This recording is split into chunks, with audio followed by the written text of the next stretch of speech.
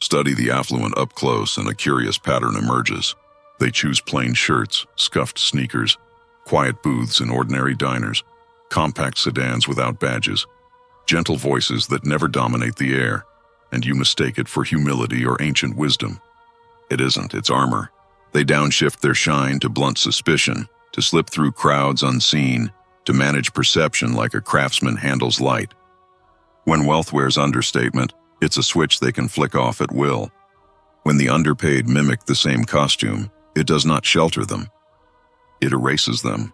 The disguise that turns a magnate into a myth makes a struggler transparent. That is the unspoken rule. Look powerless and the world assigns you no power. People respond to the story your surface tells long before they test the substance behind it. You have watched this theater unfold. A sharp mind arrives to pitch, his suit a little dated, the cuffs softened by time, posture upright, thoughts sharper than glass, and he's tuned out before he speaks 3 lines. The room weighs brand instead of brain. Wrinkles become a verdict. A faded watch becomes a bias pipeline. He is discounted in silence. Conclusions harden without inquiry. A woman lifts her voice at a corner rally, truth steady inside her while her hands tremble. Because fabric hangs loose and shoes are tired, passers-by chuckle and label her broken. Not due to faulty logic, but because optics preached a lie about worth. An assembly line operator outpaces his supervisor in solving the bottleneck, yet never gets credit. Grease on his palms becomes camouflage, and competence goes unreported. This is the cruelty at the center of our marketplace of attention. Authority is not only earned, it is staged. Before a word is heard, a silhouette is judged. The well-connected know this and exploit it like a contract clause. Once assets, networks, and leverage stack up, they can vanish into simplicity and be treated like sages. Sandals on a billionaire read like minimalism and discernment. Sandals on a man without savings read like neglect. Same clothing, same quiet, same economy of gesture. 2 judgments separated by the gravity of context. Power redraws meanings. Without it, your choices are graded at face value. People slot you into categories with the speed of a barcode scan, and packaging decides whether they reach for you or turn the cart. The brutal corollary, trying to look small before you've built magnitude, is an invitation to be stepped over. Invisibility is not a bunker for the unprotected. It's a cliff. Those who lack position and imitate downplayed status accelerate their own fade. The wealthy do not dress down from necessity. They dress down to reset the room, cool envy, collect data without glare, drop everyone's guard while holding the lever. It is measured misdirection.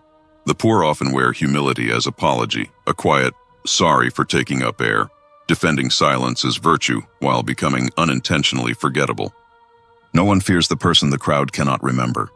In an economy of attention, anonymity without legacy equals 0 negotiating leverage.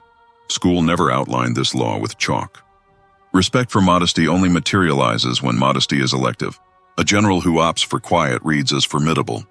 A hopeful who stays quiet out of dread reads as fragile. A crowned head barefoot in a rose garden is framed as serenity. A groundskeeper in the same steps draws no notice. Identical acts, divergent stories. This is the snare. Copy the silhouette of influence without its base, and your disguise will fail you at the moment you most need it. Ask yourself who coached you to compress your presence. Who taught you that hiding your hunger was noble, that minimizing your spark was the path to acceptance? You were trained to dim, then punished for not shining. Rethink the sequence you've been sold. They did not ascend because they hid. They secured the hilltop, then softened the spotlight. You scroll a headline featuring a muted mogul in joggers and cotton and think, what restraint? No, what confidence born of outcomes? Concealment becomes an instrument only after results speak louder than apparel. Modesty, in their hands, is a smokescreen, a theater curtain, a cloak they shed when leverage demands it. In your hands, early on, the same cloak wraps your voice until it barely carries to the first row. The costume that shields those with momentum suffocates those without it. That is the asymmetry. Choice is the ridge separating performance from penalty. When affluence puts on thrift, it is choreography. Soften threat, deflect resentment, invite disclosure. You relax around the man in weathered denim, unaware he controls the lease on the building. The obscene watch is hidden under a rolled cuff. The silence is heavy because it is option-rich. Poverty is not the garment of the poor. It's their skin in the eyes of gatekeepers. A venture elder shuffles into the boardroom in an old hoodie and is hailed as charming, original, authentic. A candidate arrives in the same and is flagged as unserious. The behavior is identical. The backdrop changes the verdict. Camouflage protects when a secure fortress stands behind it. You're instructed to imitate restraint, to never trumpet results, to keep your head down and wait for the ledger to notice. But the machine does not distribute prizes to decorum. It routes benefits to outcomes that radiate unmistakably. The culture does not celebrate meekness. It celebrates power pretending to be meek. If you borrow the mask before you've built the muscle, the mask eats your face. Then you merge with the wallpaper. No menace, no magnetism, no reason to follow or fear.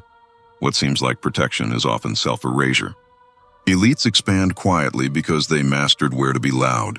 In rooms where contracts are inked, they amplify. In rooms of envy, they whisper. You confuse their silence for shyness. It's conservation of advantage. They retreat strategically to lower friction, not because confidence is missing, but because victory doesn't need announcements. For someone early in the climb, that same quiet creates a vacuum other voices rush to fill. People will define you if you do not define yourself. If you wait too long to stand upright, to claim acreage, you inherit a label glued on by spectators. That is how modesty becomes a lever for those above and a trapdoor for those below. They call it moral. It is managerial. They shrink their signal when it serves control, and they overshare righteousness to recruit your compliance. Notice how they preach frugality to hungry ears. Notice how simplicity is elevated as a creed while their operations sprawl across holding companies, trusts, and cross-border instruments. The myth of austere living floats on top while the architecture of power hums below the waterline. People emulate the surface and ignore the scaffolding. You see the plain sweater and think blueprint.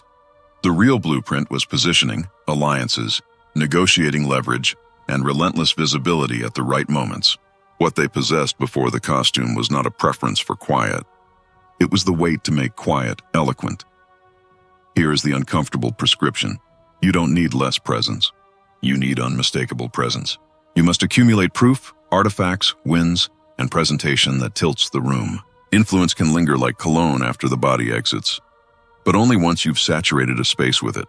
If you vanish prematurely, nothing lingers. Nobody searches. The myth that the world rewards restraint on its own collapses under observation. Do you see soft-spoken, unseen grinders catapulted simply for being soft-spoken and unseen? Or do you watch decisive, clear public signals draw opportunity like iron dust to a magnet? The training many received was obedience disguised as virtue. Wait to be noticed, and it will be credited to you as wisdom. It was never wisdom. It was a leash. When a man without assets behaves deferentially, society registers maintenance, not merit. When a tycoon bows, applause erupts because the bow could be withheld. His modesty is a drop from a higher ledge. Yours is an expectation baked into your station. We reward surprise more than goodness. The same gesture becomes a parable or a shrug, depending on the hand executing it.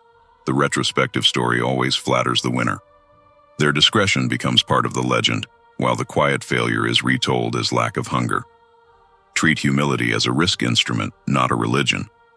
Before your footing is firm, the market reads understatement as absence, calm as timidity, and thrift as lack of reach.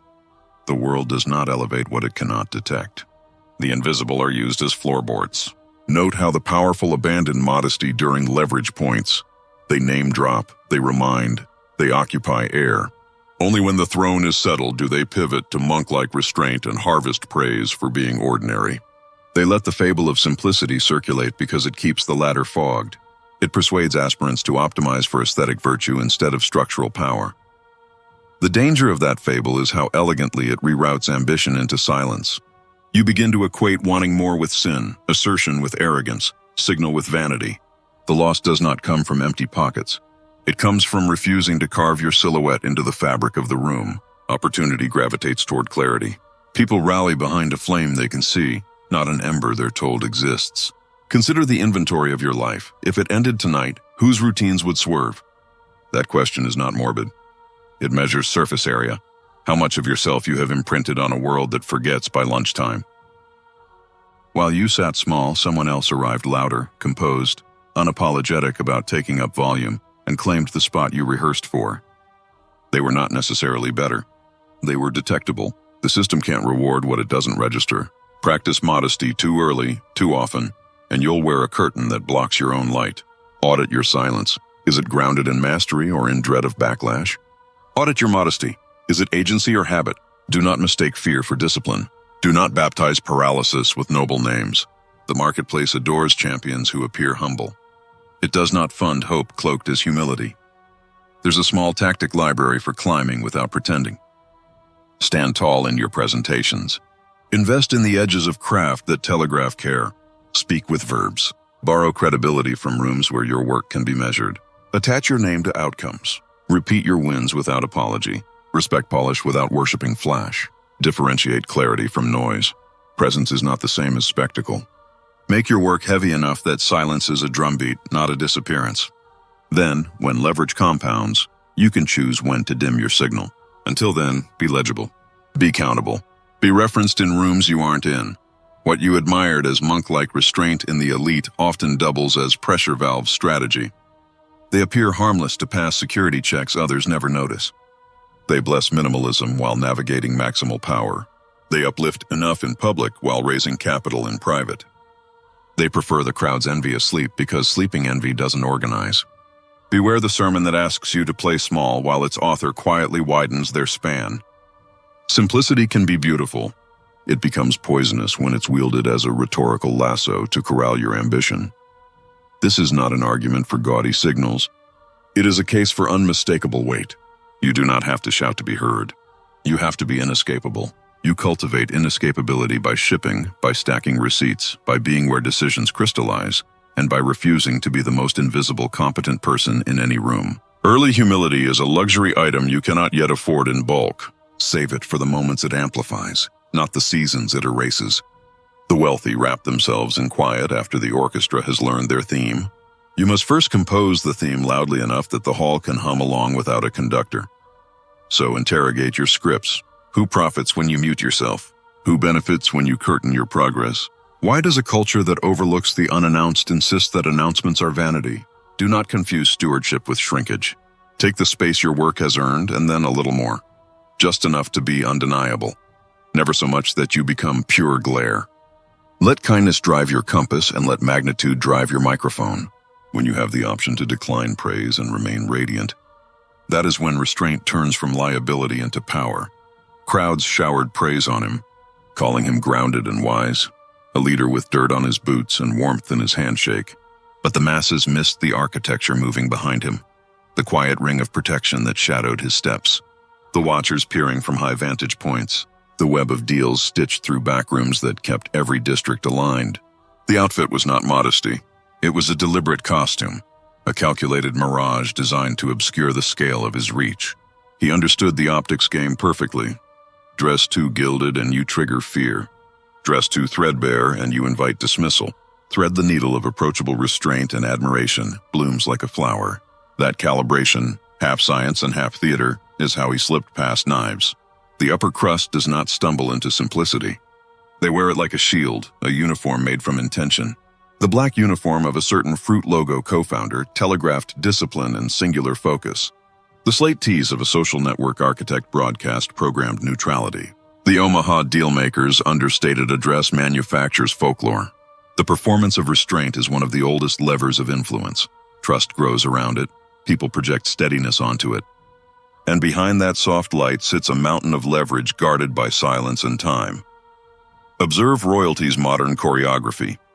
They glide in dark cars with glass that swallows eyes, step out in tailored fabrics that whisper rather than shout, move with a calm that looks effortless but is rehearsed frame by frame.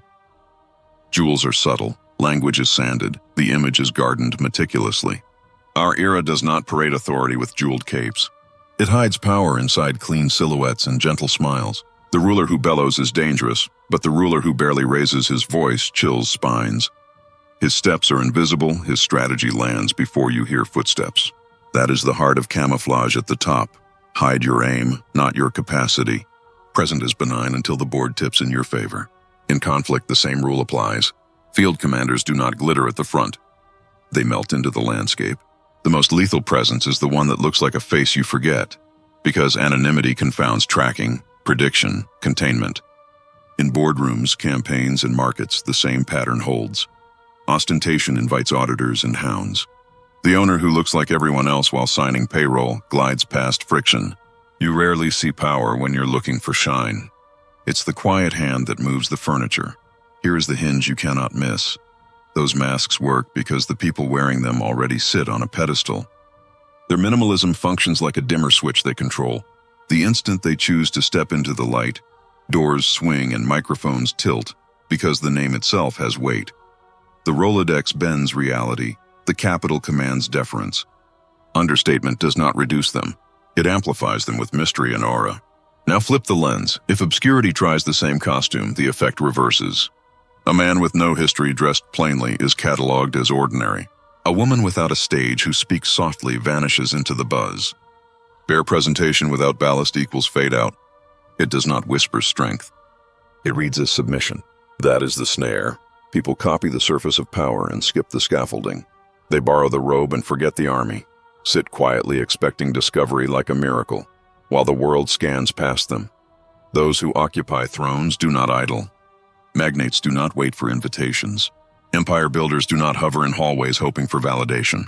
Their public gentleness masks intricate execution, plotted movements, layered coalitions, a lattice of favors and obligations. They never pretend to be destitute. They pose as non-threatening. One is an image. The other is a living constraint. Confusing those states will weld the bars on your own cage. The trap doesn't clamp in a day. It cinches like a knot tightening with every harmless choice. You whisper, I'll play it low. You reassure yourself, I'll craft in the shadows. You promise that humility will be a cloak, that blending will buy runway. Meanwhile, others stand under the lights, wear the role, claim the space, teach the room to orbit them. Time passes, the audience picks favorites, and by the time you raise your hand, the narrative has already moved on. This is the paradox of imitation. The more the undercapitalized echo elite restraint, the deeper they sink into the background. The wealthy have installed megaphones that amplify even their silence. If they vanish, echo remains. If you vanish, no one even marks the exit. I have watched brilliant minds dilute themselves until they tasted average, not for lack of skill, but for lack of signal. They clothed themselves in indifference, and the marketplace believed them. They spoke in a hush and were typed as inconsequential. They carried themselves as though nothing needed proving, and the world agreed. Once that stamp slams down, truth struggles to overturn it. Doors close softly, and they do not swing back open for the unannounced. Opportunity is capricious. It rarely knocks twice, and it never seeks out a door that looks like drywall. The less resourced believe that plainness buys credibility. In practice, it often buys replaceability. People with empires have opted out of the audition. They can feign invisibility. You can't. Not yet. Every look, every first glance, every instant ranking is an exam without a rubric. And you don't get to add a footnote explaining how bright and decent you are. The conveyor belt moves too quickly to pause for footnotes. This is a lesson the successful internalize early. Resources fund their disappearance only after the world can't forget them. Everywhere you look, the song is similar. Influencers urge you to stay grounded. Chiefs sermonize thrift. Minimalism gets filmed inside glass boxes worth more than neighborhoods. The message lands like medicine, but it functions like a fence. The instruction is containment disguised as counsel. Do not claim surface area. Do not escalate signal. Remain decorous while we set the floor. Because if you start sharpening your silhouette, speaking with resonance, occupying your square meters with intention, asking for larger spoons, control shifts.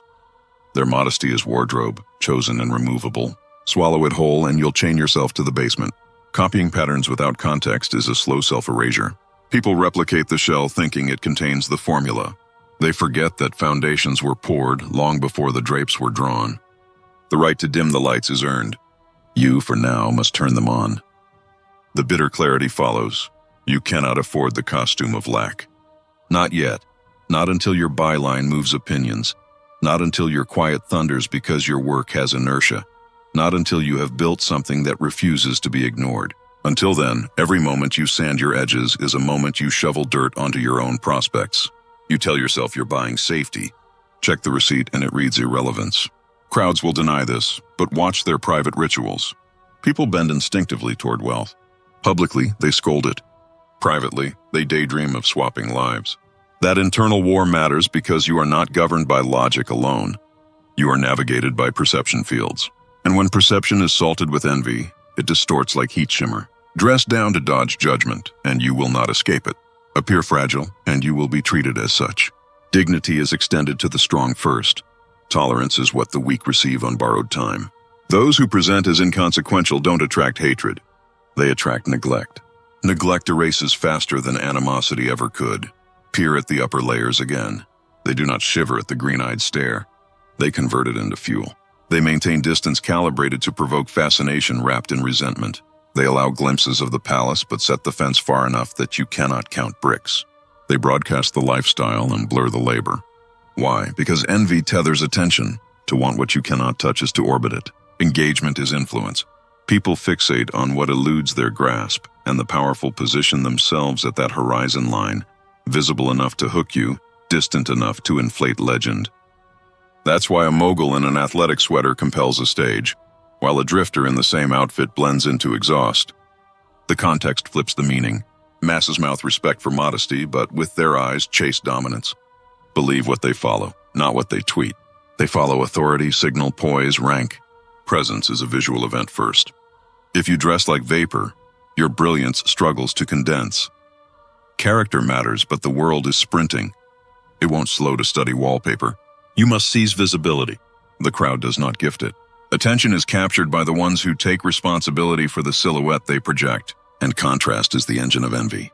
When something regal moves through a sea of gray, hearts accelerate, pupils widen. That cocktail, jealousy, curiosity, awe, is the spark at the base of authority.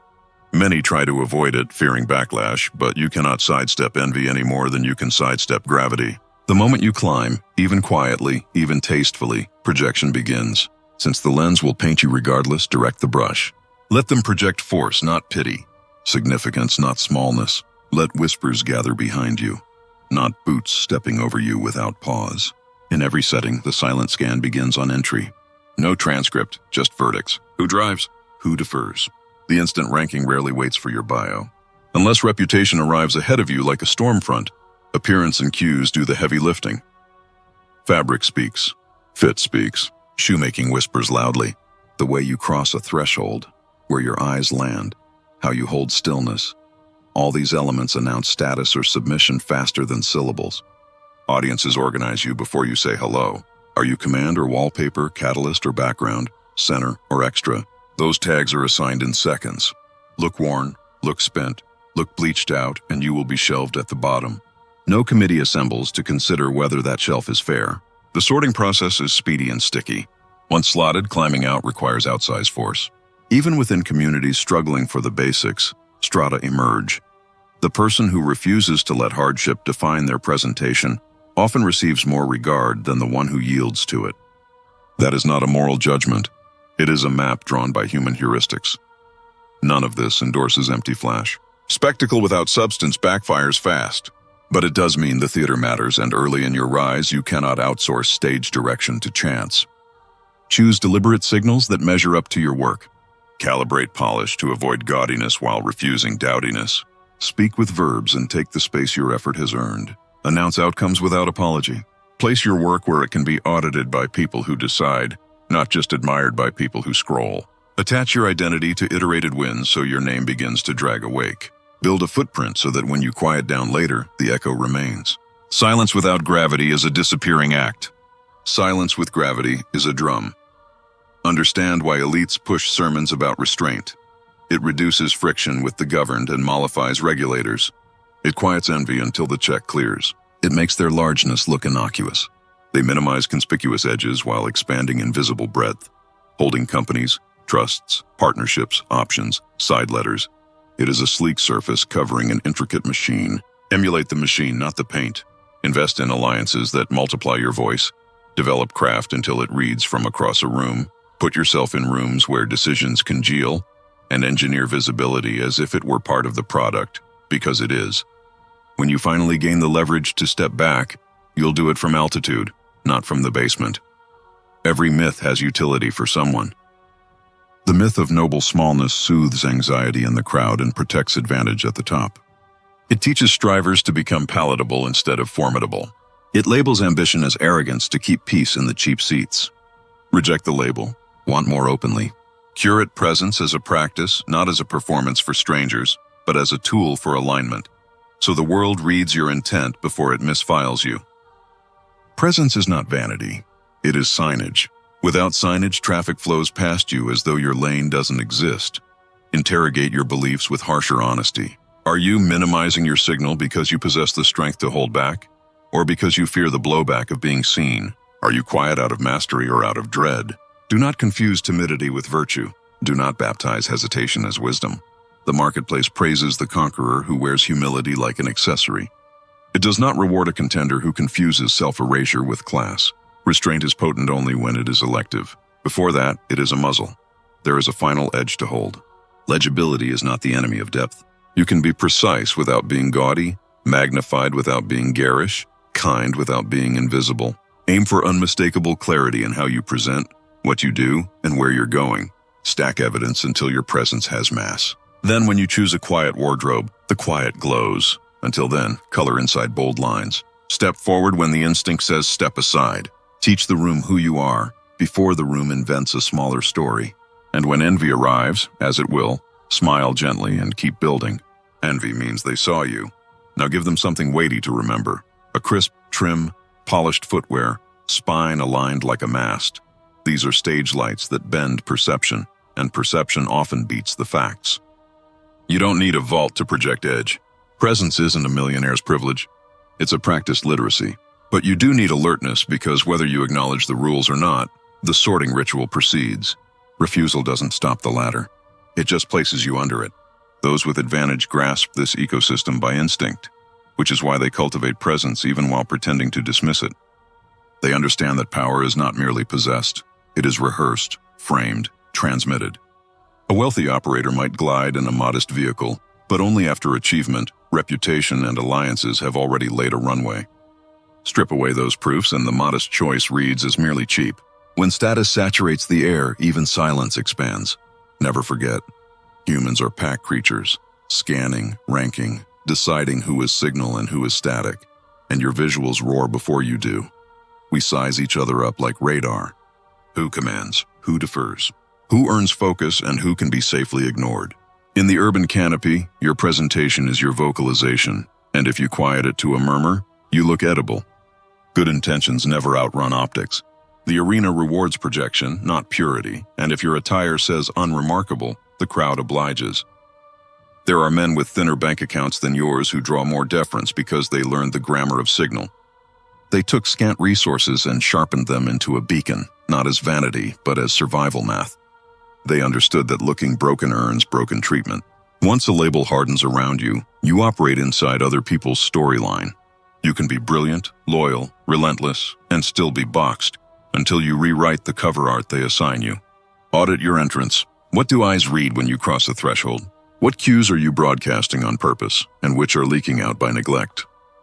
Ask what category you're drawing: authority or absence, catalyst or background. Are you climbing rungs, or being filed into the bottom drawer by quiet glances that never allow a second chance? If you don't architect how you register, you cede jurisdiction over your position. Someone with half your skill and double your clarity will occupy the chair you could have claimed. Opportunity doesn't canvass every address. It targets the doors with a glow. Blend into drywall, dress down, whisper, move like fog, and you become a ghost to the very forces that could rewrite your trajectory. That is the invisible invoice no one itemizes. Jobs you never hear about, rooms that never open, mentors who never notice, not because you lack the goods, but because you never looked like a wager worth placing. Invisibility is not a neutral setting. It's a surcharge extracted daily from those with the least cushion, a quiet tariff that compounds until prospects thin to a thread. Gatekeepers are saturated, calendars jammed, patience rationed. They don't vet every soul like a novel. They skim covers, so they reach for heuristics, crispness, congruence, calm, care in detail. Packaging drives rapid calls. This one might scale, that one probably stalls. In their calculus, attention is a treasury, and allocating it poorly burns political and financial capital. So they over-index on signs of momentum and ghost whatever reads as risk. You can cling to the fairness fable, hoping your dedication will radiate through noise. It won't unless you force a signal spike. Your image, your cadence, your presence must padlock attention long enough for substance to land. If you move like a rumor, dress like a footnote, and posture like permission is required, The world will accept the fiction that you don't matter, not out of malice, but velocity. No one knocks on an invisible door. No one invests in a file they can't find. This is why counterfeiting poverty is a slow poison. It conditions the room to price you low. It mutes your name in places you needed it spoken. It persuades allies to pass you without recognition, potential sponsors to treat you as background, and chances to evaporate before they condense. The tragedy is stealthy. You won't feel the losses as events, only as a chronic stall. You'll label it fate while the mirror keeps the answer. This isn't an invitation to peacock or play masquerade. It's a mandate to curate signal with intent, to author the story your exterior tells. Each day you glide past a filter and leave no imprint is a day subtracted from your runway. Each moment you present as fragile trains the room to treat you gently and small. Moments accrue into months, and months become closed chapters. The affluent understand compounding. They apply it to signal as competently as to capital. They don't merely build balance sheets, they construct cadence. They choreograph how they show up, design the texture of their spaces, rehearse tone, calibrate timing, not for mirror gazing, for leverage. The world extends invitations to those who behave like they belong at the table even before a place card appears. Crawl quietly if you must, but while crawling, look like you will own the table. Upon arrival, strategic invisibility becomes a tool. Before arrival, it's a trap. If you have been shrinking under the banner of modesty, recognize the true cost. You are torching bridges still in blueprint, paying luxury tax in the currency of access, and no committee will applaud your restraint. The unobserved are not memorialized, they fade. You don't need a crown to carry gravitas.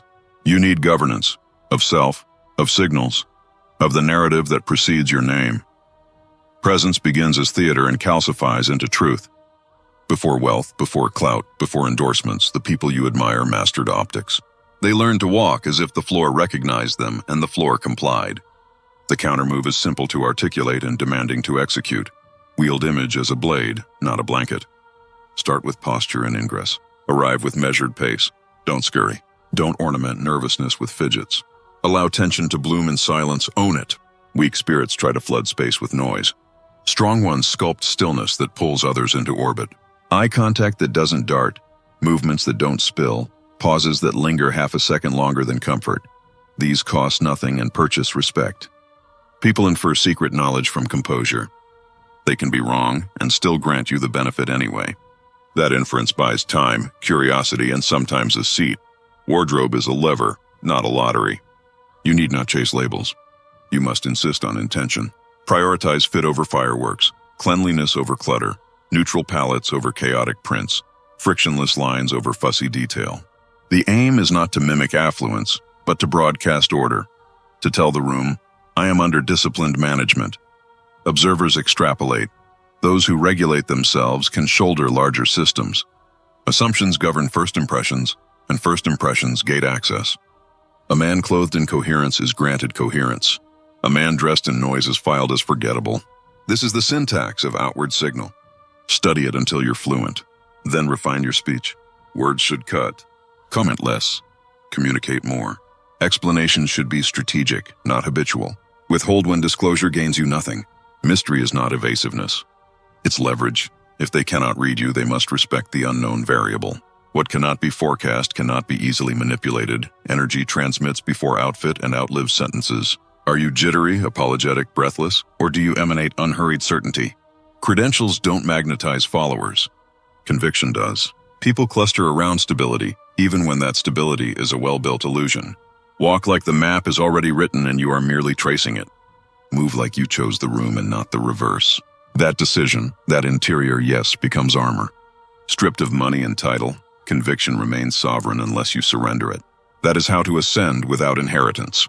How to command without a trumpet. Conduct yourself as if the future you are building already exists, and most of the world will capitulate to the script if you sustain it. Repeated signal hardens into reputation. Reputation opens service hatches that transcripts cannot. Those at the top seemed inevitable long before they were established. Their behavior taught the world what to expect, and the world, eager to guess right, created room. Here is the non-negotiable rule. Never cosplay deprivation. Sympathy doesn't scale. Pity collapses price. The disguise becomes your definition, and sticky narratives stick longest when they read as small. Once you dial down radiance, once you soften your voice out of caution, the index rewrites you. When you decide to re-emerge, the market is slow to update. Weakness is adhesive. People paste it onto your proposals, your pitches, your chances. You will expend double energy to get back to neutral, then more to rise. There is no medal for being overlooked, no nobility in misclassification. The world does not penalize volume. It penalizes inability to register. It doesn't quake before arrogance. It braces before competence. Clear, quiet, undeniable competence. When you rehearse smallness, you train your appetite to accept crumbs and educate others to offer them. Disrespect arrives dressed as simple, and you will call it humility until it finishes its work. Consider why kings tumble. They do not perish from a thin purse alone. They falter when they stop carrying the mantle. They begin to justify, to soften, to mirror the crowd they once directed.